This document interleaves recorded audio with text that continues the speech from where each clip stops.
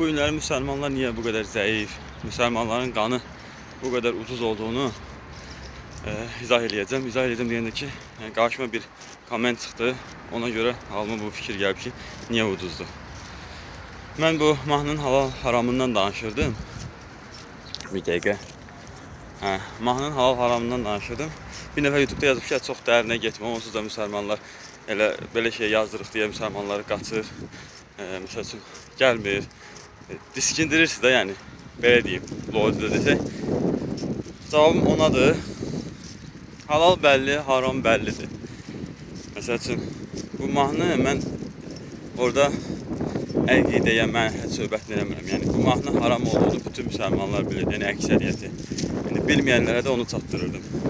Elə bu günlərim ay onu deməyək xəttinə deyər, ay bunu deməyək İslamdan qaçar deyə müsəlmanlar bu günləri faizə rahatlıqla girir, kreditə rahatlıq, kreditlə telefon götürür, gedir ipoteka ilə ev alır. Heç bir problem də görmür onda, yəni. Çünki bilən müsəlmanlar ay onu deməyək, ay bunu deməyək deyə birdən İslamdan çıxarlar, birdən İslamdan qaçarlar. Bu fikirlə yanaşa, yəni bu günlərim müsəlmanlar bu hala gəlib, yəni halal haramı ayıra bilmir. İnsanlarda İslamla, yəni müsəlmanlar İslamla belə deyim, yüksəlib. Allah ucaldıb İslamla.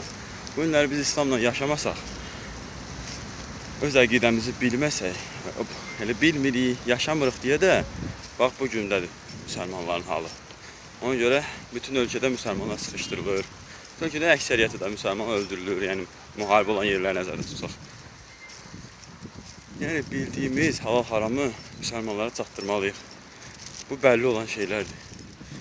Ona görə ay onu deməyim, ay bunu deməyim xəttinə deyək. Bu mən demirəm. Yəni bunun haram olduğunu mən demirəm. Bunu bizim dinimiz deyir. Yəni mən özümdən ixtira çıxartmıram. Ona görə bugün müsəlmanların İslamın ucalması üçün Allaha asi qul olmamalıyıq. Allahın əmrlərini yerinə yetirməliyik. Qalan isə Allah işimizi asanlaşdıracaq inşallah. Cəmi müsəlmanlar Allah bərəkət versin. Esselamu aleyküm.